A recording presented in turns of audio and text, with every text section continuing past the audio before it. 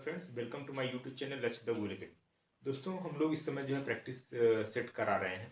और जो practice set करा रहे हैं, आपका जितने भी एग्ज़ाम होने वाले हैं, चाहे आपका केवीएस का एग्ज़ाम हो, जैसा कि फॉर्म आ ही गया है केवीएस का, और 5 दिसंबर से स्टार्ट हो जाएगा फॉर्म फिल करना। आप फॉर्म को फिल करिए आराम से, बहुत ही सावधानीपूर्वक, उसके बाद अपनी पढ़ाई को शुरू कर दीजिए। तो ऑलरेडी हम केवीएस का अलग से पूरा बैच ही चलेगा हमारा मैथमेटिक्स का। और फिर भी प्रैक्टिस सेट आपको जो हमारा पर्पज़ है, जो टीजीटी पीजीटी, वो भी आपका प्रैक्टिस सेट इसी में हो जा रहा है। और जो केवीएस और इनवीएस के जो भी एग्ज़ाम होंगे, है ना, उन सारे क्वेश्चंस आपको इस प्रैक्टिस सेट में देखने को मिलेंगे। और हमारी कोशिश यही होती है जो मैक्सिमम क्वेश्चन आपके एग्ज़ाम में आए वो सब तो होते ही हैं, कुछ इंपॉर्टेंट क्वेश्चन भी यहाँ पे दिए जाते हैं। यदि आप उन सबको कर लेते हैं तो आपको दिक्कत नहीं भी आएगी, चाहे जो भी एग्ज़ाम आप दीजिए। तो चलिए, उसी क्रम में हम अपनी बात को आगे बढ़ा रहे हैं। आज का क्वेश्चन आप स्टार्ट करते हैं क्वेश्चन नंबर 20 से। If R is the symmetric relation in a set S, then incorrect statement। R आपका क्या है, सिमेट्रिक रिलेशन है किसी सेट S में, इसमें से इनकरेक्ट स्टेटमेंट कौन सा होगा। तो कभी भी करेक्ट या इनकरेक्ट की बात हम तभी करते हैं जो भी गिवन क्वेश्चन उसके बारे में आपको डिटेल इन्फॉर्मेशन होनी चाहिए। अब यहाँ पे सिमेट्रिक जो रिलेशन दिया है, तो सिमेट्रिक रिलेशन के बारे में पता होना चाहिए, सिमेट्रिक रिलेशन होता है क्या है। हालांकि हमने इसके पहले वाली क्लास में रिलेशन फंक्शन के ढेर सारे क्वेश्चन थे इक्विवेलेंस रिलेशन के, तो वहाँ पे मैंने डिस्कस किया था कि सिमेट्रिक रिलेशन क्या होता है, इक्विवेलेंस रिलेशन क्या होता है।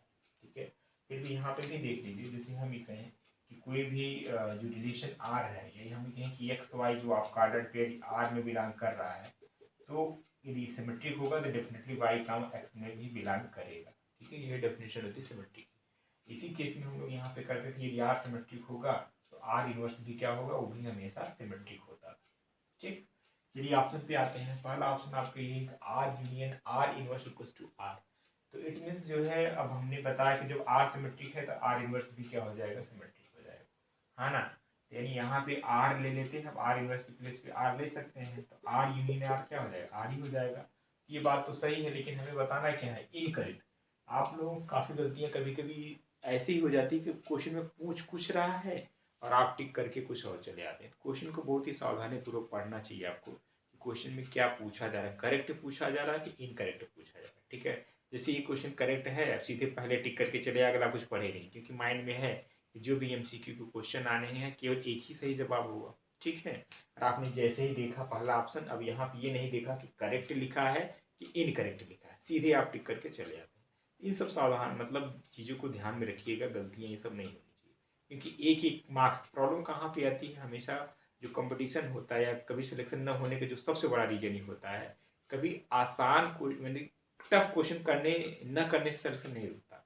ठीक है, जो कठिन क्वेश्चन होते हैं, कुछ क्वेश्चन ऐसे दिए ही जाते हैं कि जो बहुत कम ही लोग कर पाते या नहीं कर पाते। लेकिन प्रॉब्लम वहाँ पे आती है जो इजी क्वेश्चन होते हैं, जो सब कर लेते हैं, उनमें से जो क्वेश्चन गलत कर दिया उन्हीं का सिलेक्शन रुकता है। ठीक है, जो क्वेश्चन इजी है, जो सब कर ले जाते हैं, उनमें से कोई गलत हो गया 2-4 क्वेश्चन, उस केस में जो है सिलेक्शन आपका रोक देता है। तो आपको बहुत ही सावधानी से पता चलता है जब घर पे आते हैं, जब फिर दोबारा आंसर की मैच कराते हैं, तब पता चला कि हमने तो बहुत बड़ी गलती कर दी है। तो ये सब चीज़ों से बचना है, तो क्वेश्चन को ध्यान से पढ़ना है, करेक्ट पूछ रहा है कि इनकरेक्ट पूछ रहा है। ठीक, तो पहला ऑप्शन इट मीन्स करेक्ट है, हमें चाहिए क्या, इनकरेक्ट वाला जवाब, तो ऑब्वियस सी बात है इसको हम रॉन्ग करें। फिर सेकंड में आई ऑप्शन बी, इसको वेरीफाई कर लेते हैं, वही चीज़ यहाँ पे भी आएगा कि भाई आर जो है सिमेट्रिक है, तो आर आर इनवर्स इक्वल हो जाएगा। इट मीन्स आर इनवर्स करें या आर करें एक ही बात है ना। तो यहाँ पे आर इनवर्स क्या हो जाएगा, आर इनवर्स इक्वल, ये भी बात सही है, हमें सही वाला तो चाहिए नहीं, इनकरेक्ट वाला चाहिए। अब यहाँ पे आ जाते हैं, कह रहा है कि आर, और यहाँ पे ऑपरेशन है आर इनवर्स। ठीक है, और ऑपरेशन आर इनवर्स किसकी इक्वल है, आर की इक्वल। अब यहाँ पे थोड़ी सोचने वाली बात है, अब ऑपरेशन तो कुछ भी हो सकता है ना। तो यदि हम बात करें कि जो आर ऑपरेशन आर है ना, यदि आर आर इनवर्स का इनवर्स है ना, तो हमेशा उसका जो ऑपरेशन होगा, आपको डेफिनेशन मालूम होगा इनवर्स का, कि भाई कोई ए एलिमेंट है, उसका इनवर्स ए इनवर्स है, तो क्या होना चाहिए, आइडेंटिटी आता था। ठीक है, क्या मिलता था, आइडेंटिटी। तो अब उस केस में जो है देखा जाए तो ये जो है आपका क्या हो जाएगा, आर के इक्वल नहीं आएगा, है ना। इट मीन्स ये जवाब गलत है, तो गलत ही तो चाहिए, ये हो जाएगा। फिर आगे भी देख लेते हैं, आगे कह रहा है कि R operation R inverse is symmetric. तो जब आर सिमेट्रिक है तो आर कंप्लीट यानी ऑपरेशन आर इनवर्स भी क्या हो जाएगा, सिमेट्रिक। क्यों होगा, क्योंकि जो आर होता है जिसका ऑपरेशन आर इनवर्स करेंगे तो आइडेंटिटी ऑफ आर मिलेगा, है ना। आइडेंटिटी ऑफ आर जो आइडेंटिटी होता है वो आपका जो है रिफ्लेक्सिव भी होता है, सिमेट्रिक भी होता है और ट्रांजिटिव भी होता है। ठीक है, आइडेंटिटी रिलेशन आपका क्या होता है, रिफ्लेक्सिव, सिमेट्रिक, ट्रांजिटिव। इसलिए option number C is the right answer. ठीक है, चलिए नेक्स्ट क्वेश्चन लेते हैं हम लोग। इस क्वेश्चन को देखिए, बड़ा अच्छा क्वेश्चन है, हमेशा कंटिन्यूटी से क्वेश्चन एक आ ही जाते हैं आपकी एग्जाम में। ठीक है, तो इसमें कह रहा है कि at x equals to 1 the function f(x) equals to 1 minus x when x is less than 1 and x square minus 1 when x is greater than equals to 1। ठीक है, यानी जब x की वैल्यू 1 से छोटी होगी तो फंक्शन क्या डिफाइन है, 1 माइनस x, और जब फंक्शन यानी x की value greater than equals to 1 है उस केस में फंक्शन आपका डिफाइन है x स्क्वायर माइनस 1। तो ऑप्शन है, पहला ऑप्शन है कंटिन्यूअस होगा बट नॉट डिफरेंशिएबल। ठीक है, DIFF शॉर्ट में मैंने लिख दिया, इसका मतलब डिफरेंशिएबल है। ठीक है, और option B is the differentiable but not continuous. Option C है आपका continuous as well as differentiable, and option D is the neither continuous not differentiable. ये ऑप्शन दिए हुए हैं। तो इसमें देखिए करना क्या होता है, कंटिन्यूटी चेक करने का तरीका आपको मालूम है ना। अब देखिए यहाँ पे जो ऑप्शन है वो डिफरेंशिएबिलिटी की भी बात कर रहा है। ठीक है, किसकी बात कर रहा है, डिफरेंशिएबिलिटी की बात कर रहा है। हम आपको एक आसान तरीका बताएंगे, नहीं तो पता चला आप कंटिन्यूटी चेक करें फिर डिफरेंशिएबिलिटी चेक करें, हाँ तो काम थोड़ा सा बढ़ जाएगा। जैसा कि हमने बताया यहाँ पे आपको समय को बचाना है। ठीक है, रही बात हालांकि यदि हम KVS की बात करें, NVS की बात करें, वहाँ पे 3 घंटे का समय मिल रहा है। 3 घंटे का समय है तो वहाँ पे बहुत ज़्यादा प्रॉब्लम नहीं है, टाइम की क्राइसिस नहीं है। लेकिन UP TGT PGT की बात करें वहाँ पे समय वाली समस्या है। ठीक है, तो वहाँ पे क्या करना होगा कि फिर हम लोगों को कुछ ऐसी टेक्निक सीखनी होगी जिससे हम क्वेश्चन को जल्दी से सॉल्व कर सकें। और इसके लिए मैंने जो है क्वेश्चन को हमेशा दोनों तरीका बताता हूँ, एक जो यूजुअल मेथड है ताकि आपका कॉन्सेप्ट भी क्लियर हो, और दूसरा जो है उसका जो ट्रिक है। ठीक है, और अलग से मैं ट्रिक वाले वीडियो भी चला रहा हूँ पर्टिकुलर टॉपिक वाइज। ठीक है, लगभग 5-7-8 वीडियो कुछ हमने अभी डाल दिया है यूट्यूब पे, है ना। पूरा एक प्लेलिस्ट बनाई है हमने उसकी शॉर्ट ट्रिक की। ठीक है, अभी सारे मिलेंगे ढेर सारे, जैसे एग्जाम आपके करीब होंगे तो और ढेर सारे आपको वहाँ पे मिल जाएगा। हमने आपसे जो प्रॉमिस किया है वो सब चीज़ें आपको एग्जाम के पहले पहले आपको मिल जाएंगी। ठीक है, तो बस इतना है कि जो चीज़ कराया जाए उसको आप करते रहिए। ठीक है, चलिए तो अब इसको हम लोग कुछ अलग तरीके से करते हैं। हम वो तरीका नहीं अपनाते हैं कि लेफ्ट हैंड लिमिट निकालें, राइट हैंड लिमिट निकालें, वैल्यू ऑफ द फंक्शन निकालें, तब हम चेक करें भाई कंटिन्यूअस फंक्शन है। डिफरेंशिएबिलिटी के लिए क्या करें, लेफ्ट हैंड डेरिवेटिव निकालें, राइट हैंड कोई ज़रूरत नहीं सकती। इस फंक्शन को हम लोग पहले डिफाइन करते हैं, एक नंबर लाइन लेते हैं जो भी जिस पे फंक्शन यानी क्रिटिकल पॉइंट है। क्रिटिकल पॉइंट का मतलब क्या होता है, जिस पॉइंट पे फंक्शन का नेचर बदल रहा है। ठीक है, फंक्शन का नेचर किस पे बदल रहा है, 1 पे बदल रहा है। ठीक है, 1 से कम होगी तो फंक्शन ये डिफाइंड है, 1 से बड़ी हो जाएगी वैल्यू यानी एक्स की तो फंक्शन ये डिफाइंड। तो चलिए यानी क्रिटिकल पॉइंट केवल यहाँ पे 1 है। ठीक है, 1 से ज़्यादा के लिए क्या है फंक्शन आपका एक्स स्क्वायर माइनस 1 है, 1 से कम के लिए क्या है फंक्शन आपका 1 माइनस। किसी को कोई दिक्कत हो तो बताइए। सबसे सिंपल तरीका, बड़ा से बड़ा क्वेश्चन डिफरेंशिएशन यानी आपका कंटिन्यूटी का हो या डिफरेंशिएबिलिटी का हो, सब क्वेश्चन हम लोग इसी मेथड से करेंगे। ठीक है, विद इन 1 सेकेंड में बिना पेन चलाए ही आप इस क्वेश्चन का जवाब दे सकते हैं। लेकिन अब हम पहला क्वेश्चन है तो डेफिनेटली हमें पेन तो चलाना ही पड़ेगा और आपको दिखाना पड़ेगा कैसे हम कर रहे हैं। ठीक है, तो पहली बात हम कर रहे हैं कंटिन्यूटी चेक कर रहे हैं। क्या चेक कर रहे हैं, कंटिन्यूटी चेक कर रहे हैं। कंटिन्यूटी चेक करते समय ध्यान रखना है जिस भी पॉइंट पे हम कंटिन्यूटी चेक कर रहे हैं, किस पे चेक कर रहे हैं, एट इक्वल्स टू 1 क्वेश्चन में ऑलरेडी गिवन।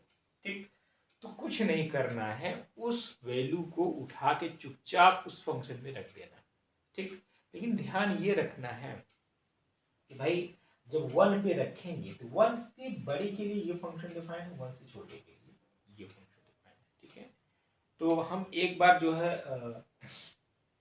यहाँ पे रख लेते हैं, यहाँ लेफ्ट हैंड के लिए, है ना, इस पे एक्स की बड़ी के लिए इसके लिए फंक्शन डिफाइन ये एक्स स्क्वायर माइनस 1, तो यहाँ पे रखते हैं एक्स की जगह 1, 1 माइनस 1 रखेंगे तो क्या बन जाएगा जी। अब जो एक्स की वैल्यू जो 1 से छोटी होगी तो इसके लिए ये फंक्शन डिफाइन, यहाँ पे भी हम रखते हैं एक्स की जगह 1 माइनस 1 इक्वल टू 0। तो अब यहाँ पे देखिए, यहाँ पे भी लेफ्ट साइड में भी 0 आ गया और राइट साइड में भी 0 आ गया, है ना। और वैल्यू ऑफ द फंक्शन ये लेफ्ट हैंड लिमिट दे रहा है, राइट हैंड लिमिट दे रहा है। ठीक है, अब वैल्यू ऑफ द फंक्शन क्या है चेक कर लीजिए। वैल्यू ऑफ द फंक्शन 1 पे जो है यानी फंक्शन ये डिफाइंड है, एक्स की वैल्यू 1 से बड़ी या बराबर के लिए फंक्शन डिफाइंड है, यानी रखेंगे एक्स स्क्वायर माइनस 1, यानी यहाँ पे भी वैल्यू क्या मिल जाएगी 0 मिल जाएगी। किस पे, एट एक्स इक्वल टू 0 पे, ठीक। तो इट मीन्स ये फंक्शन क्या हो गया, कंटिन्यूस हो गया। So therefore f of x is continuous at x equal to 1। अब बात आती है डिफरेंशियबिलिटी, चेक कर लेते हैं। डिफरेंशियबिलिटी में कुछ नहीं करना है, केवल जो फंक्शन गिवन है उसको क्या करेंगे, डिफरेंशिएट करेंगे। क्या करेंगे, डिफरेंशिएट करें एट दैट वैल्यू पे। इसको डिफरेंशिएट करेंगे क्या हो जाएगा, 2x हो जाएगा, कांस्टेंट 1 की वैल्यू 0 हो जाएगी, ठीक। इसको डिफरेंशिएट करेंगे तो यानी लेफ्ट साइड में 1 0 यानी -1 हो जाएगा। अब हमें किस पे चेक करना है डिफरेंशियबिलिटी, हमें चेक करना है जो है एट एक्स इक्वल टू 1 पे चेक करना है। तो रखिए एट एक्स इक्वल टू 1 पे, यानी 2 × 1 क्या हो जाएगा 2, ये तो कांस्टेंट है -1 ही रहेगा।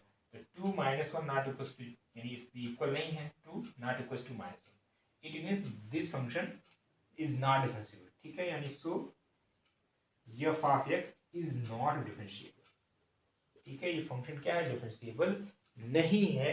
इट मीन्स ये आपका जो है option number A is the right answer. कितना आसान काम है, बिना पेन चलाए। यदि आप मेरी बात को समझ गए, कोई बहुत बड़ी चीज़ मैंने नहीं कहा। बस जो फंक्शन जिस वैल्यू पे जिस तरीके से डिफाइंड है उसको मैंने एक नंबर लाइन पे लिख दिया है। उसके बाद जिस पे हमें चेक करना है कंटिन्यूटी डिफरेंशिएबिलिटी, उस वैल्यू को रख दिया। कंटिन्यूटी के लिए केवल वैल्यू को उठा के रखते हैं, है ना। कभी कभी मॉड वाले फंक्शन आ जाते हैं, वहाँ पे थोड़ा सा आपको सोचना पड़ता है ना, कैसे फंक्शन को डिफाइन किया जाता है, वो चीज़ें आपको आनी चाहिए और डेफिनेटली आती भी होगी। और कभी उस टाइप का क्वेश्चन आएगा तो हम बात वहाँ पे कर लेंगे, ठीक है। इसीलिए प्रैक्टिस सेट कराते हैं। प्रैक्टिस सेट कराने से होता है क्या है कि आप चीज़ों की परिस्थितियों से, यानी आपके पास लड़ने की एक क्षमता है। जैसे हमें कहीं भाई आपको हम कार ड्राइविंग कराना सिखा दिए, ठीक है, हम गए फील्ड में सिखा दिए, लेकिन जब तक आपके पास सामने समस्या नहीं आएगी, भाई रोड पे ले चले, जहाँ पे सकरी गली हो वहाँ पे ले चले, भीड़ भाड़ जाम वाली जगह पे ले चले, वहीं पे तो टेस्टिंग होती है आपकी, ठीक है। तो उसी चीज़ इसी तरीके से क्वेश्चन, अब आपने थ्योरी तो पढ़ लिया, कंटिन्यूटी चेक कैसे करते हैं, डिफरेंशिएबिलिटी चेक कैसे करते हैं। जब तक डिफरेंट डिफरेंट क्वेश्चन की आपसे मुलाकात नहीं होगी, तब तक जो है आपकी जो आपने जो मेहनत किया, जो पढ़ाई किया है, उसकी टेस्टिंग नहीं होती। इसलिए आपको हमेशा मैथमेटिक्स में जितना ज़्यादा क्वेश्चन कर सकते हैं करिए, जितना ज़्यादा। और मैं आपसे एक गारंटी देता हूँ, इतने आपको क्वेश्चन में करा दूँ, लेकिन आपको इस चीज़ से शिकायत मेरे हमने क्वेश्चन कम किया था। और ये मेरा दावा है कि आप कर ले जाते हैं तो डेफिनेटली आपको कहीं भी दिक्कत नहीं आएगी, ठीक है। और केवीएस के लिए मैं अलग पर्टिकुलर एक बैच ही चलाऊँगा, आराम से मैं हर चीज़ स्टेप बाई एक भी एक जो डिट्टू आपका सिलेबस है उसी के गाड़ी चला जाए।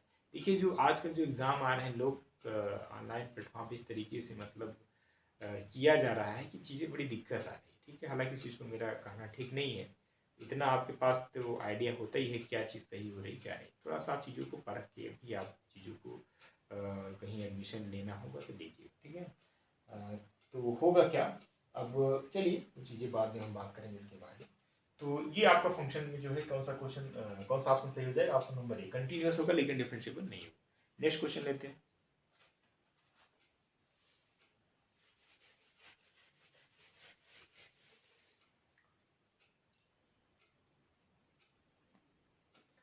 इस क्वेश्चन को देखिए, कह रहा है कि solution of the differential equation dy by dx plus y by x equals to x square is. ये डिफरेंशियल इक्वेशन, इसका सोल्यूशन आपसे पूछ रहा था। सिंपल डिफरेंशियल इक्वेशन है और ये देख के आपको पता चल गया होगा किस टाइप का है, लीनियर डिफरेंशियल इक्वेशन, ठीक है। तो लीनियर इन y है। अब इसका आपको इसका जो पर्टिकुलर वर्किंग रूल होता है आपको मालूम होना चाहिए।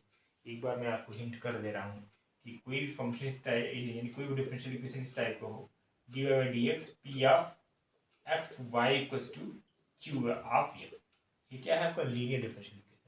इसमें हम लोग क्या निकालते हैं, इंटीग्रेटिंग फैक्टर निकालते हैं। होता है क्या integrating factor, e to power p d x, ठीक है। इसका दूसरा केस भी हो सकता है d x upon d y, तो क्वेश्चन अभी जब आएगा तो हम डिस्कस कर लेंगे, ठीक है। पहले आप इंटीग्रेटिंग फैक्टर निकालिए, उसके बाद जो सोल्यूशन होता है इस केस में क्या होता है, y into integrating factor integral of q integrating factor d x plus c, ये इसका क्या होता है सोल्यूशन। अब यहाँ पे देखते हैं तो जो पी एक्स है, ठीक है, तो वो क्या है आपका इस क्वेश्चन में, पी ऑफ एक्स आपका क्या है 1/x, ठीक है। यही तो है पी ऑफ एक्स 1/x, इसको 1/x लिख सकते हैं ना, 1/x इंटू वाई। तो अब इसका आई एफ निकाल लेते हैं। आई एफ क्या हो जाएगा, integral e to power p d x, P क्या हो जाएगा 1/x डी एक्स, और 1/x का इंटीग्रेशन क्या होता है log x, e to power log x यानी सिंपली x आ जाएगा, ठीक। ये आपका मिल गया इंटीग्रेटिंग फैक्टर x। सोल्यूशन आपके सामने फॉर्मूला है ना, इंटीग्रेटिंग फैक्टर आई एफ, यानी ये आ जाएगा इसका सोल्यूशन। सोल्यूशन इज एक्स और y equal to integrating cube. Cube means जो है आपका एक्स स्क्वायर है और इंटीग्रेटिव फैक्टर आपका क्या है यहाँ पे एक्स है, डी एक्स प्लस सी। ठीक, अब इसको यानी एक्स क्यूब हो जाएगा, इसको आप इंटीग्रेट करेंगे तो यानी एक्स टू पावर 4/4 हो जाएगा प्लस सी। ठीक है, क्लियर है। अब 4 दिस इज एक्स वाई, 4 का मल्टीप्लाई कर देंगे तो सिंपली आपको मिल जाएगा 4xy equal to x to power 4 plus c. यही आपका फाइनल आंसर हो जाएगा। It means option number d is the right answer. ये भी अक्सर क्वेश्चन आता है, डिफरेंशियल इक्वेशन में लीनियर डिफरेंशियल इक्वेशन का क्वेश्चन हमेशा, चाहे टीजीटी हो चाहे पीजीटी हो, हमेशा ये क्वेश्चन एक या दो क्वेश्चन पूछ ही लेता है। ठीक है, इस बार भी आपने जो जीआईसी का देखा वहाँ पे भी आया था, और ये भी क्वेश्चन जीआईसी 2018 का। ठीक है, जो क्वेश्चन में आपके सामने आ रहा है 2018, और जितने भी क्वेश्चन आपको मिल रहे हैं कहीं न कहीं किसी न किसी कम्पिटिटिव एग्जाम में ज़रूर आए, है ना। जो क्वेश्चन का यहाँ पे सिलेक्शन हो रहा है वो बहुत ही सोच समझ के लिया जा रहा है। ठीक है, जिससे आपको मैक्सिमम चांसेस हो क्वेश्चन आपके एग्जाम में देखने को मिले। यदि आपने सारे क्वेश्चन जितने प्रैक्टिस सेट में मैं करा रहा हूँ यदि आप कर रहे हो तो आप खुद ही आपको लग रहा होगा हाँ ये क्वेश्चन हमारे काम की चीज़। ठीक है, जैसा कि मैंने कई बार बताया पढ़ना ज़रूरी है, लेकिन पढ़ने के साथ साथ ये ज़्यादा ज़रूरी हमें क्या पढ़ना है। ठीक है, अदरवाइज पढ़ने के लिए पूरी दुनिया पढ़ रही है। ठीक है, सही डायरेक्शन में हमें पढ़ाई करना, तभी हमें सफलता मिलेगी। ठीक है, चलिए अगला क्वेश्चन लेते हैं हम लोग। अब इस क्वेश्चन को देखिए, ये जो क्वेश्चन है आपका टीजीटी में नहीं पूछा जाता, पीजीटी में पूछा जाता है। ठीक है, जैकोबियन का है आपका। तो कह रहा है कि if x equal to R cos theta y equal to R sine theta then del x comma y upon del r comma theta is equal to, इसकी वैल्यू, इसका एक फार्मूला होता है। अब यहाँ पे जो जैकोबियन बनेगा आपका यानी 2x2 डिटरमिनेंट के फॉर्म में बनेगा, यानी del x comma del y upon del r theta. ठीक है, इसका जो फार्मूला बने क्या होगा, del x upon del r फिर del y upon del r।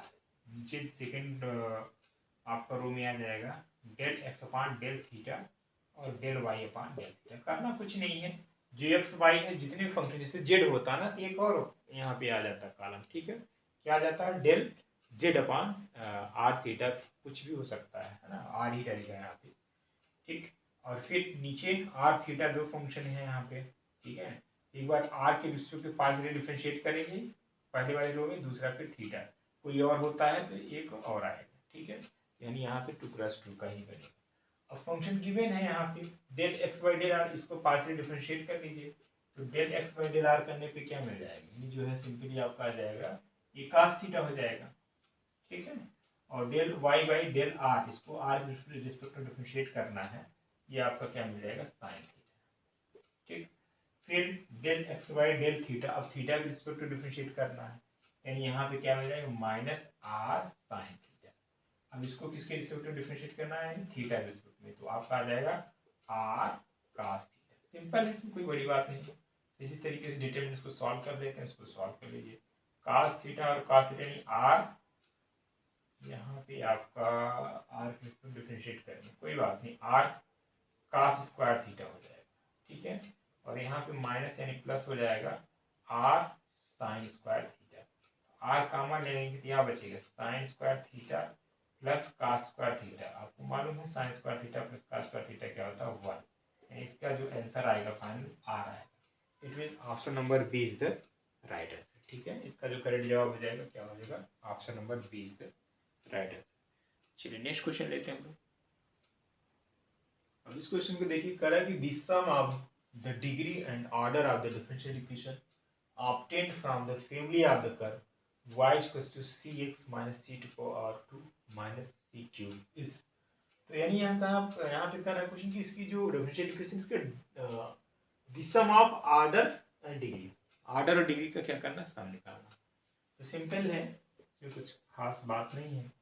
तो जहाँ पे सी है वहाँ पे क्या हमने लिया है, d y by d x. ठीक है, कांस्टेंट के place d y by d x, तो मिल जाएगा आपको यहाँ पे y इक्वल्स टू सी के प्लेस पे d y by d x ले लेना है। तो this d y by d x x minus d y by d x this to power 2 minus d y by d x whole to power 3। यदि हम यहाँ पे order की बात करें तो आर्डर क्या होता है, हाईएस्ट आर्डर डेरिवेटिव। तो डेरिवेटिव कितना है, हाईएस्ट 1 ही है ना।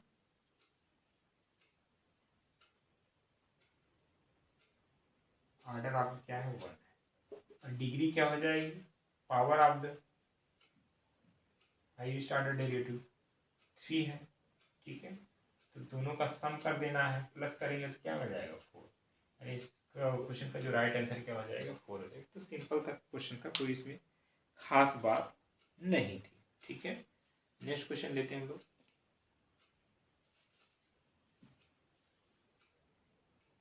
अब अगेन ये आपका जो है डिफरेंशियल इक्वेशन का क्वेश्चन आ गया।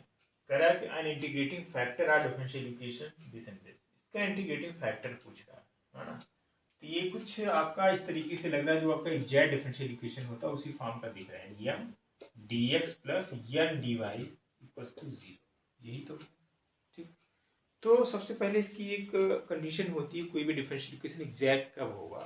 जेड होने की कंडीशन क्या होता है, del M upon del y equals to del N by del x. ठीक है, del N by del x, यानी कोई भी डिफरेंशियल इक्वेशन इस फॉर्म का हो, M d x plus N d y equals to 0 form का हो, और del M upon del y equals to del N upon del x, इस कंडीशन को जो है फुलफिल करता हो, तभी हम कहेंगे हमारा डिफरेंशियल इक्वेशन क्या है, एग्जैक्ट। और ये कभी कभी सेम यही क्वेश्चन ये कंडीशन ही पूछ लेता है कि एग्जैक्ट होने की क्या कंडीशन होती है। पूछ लेगा क्वेश्चन में कि भाई कोई डिफरेंशियल इक्वेशन इस फॉर्म का है, M d x plus N d y equals to 0, तो उसको जो है बताइए कि कब एग्जैक्ट होगा, कि कंडीशन होती है। इसको याद रखिए, ये भी एग्जाम में पूछा जा चुका है। ठीक है, तो चेक करना पड़ेगा पहले ये क्वेश्चन को जो है आपका एग्जैक्ट है कि नहीं। ठीक है, एग्जैक्ट का तरीका क्या है, एम क्या है, dx का कोएफिशिएंट, यानी here m is what, m जो होगा यहाँ पे वो आपका हो जाएगा x square plus y square plus 2x। ठीक, अब इसको किसके रिस्पेक्ट में डिफरेंशिएट करना है, y के रिस्पेक्ट में डिफरेंशिएट करना है पार्शियली। यानी del M upon del y आपको हो जाएगा, क्या हो जाएगा, ये आपका कांस्टेंट हो जाएगा, एक्स को जो कांस्टेंट ट्रीट करेंगे तो 2y हो जाएगा। ठीक है, और एन आपका यहाँ पे क्या है, एन यानी वाई डी वाई का कोएफिशिएंट आपका एन हो गया, एन आपका हो गया यहाँ पे एन इज 2y।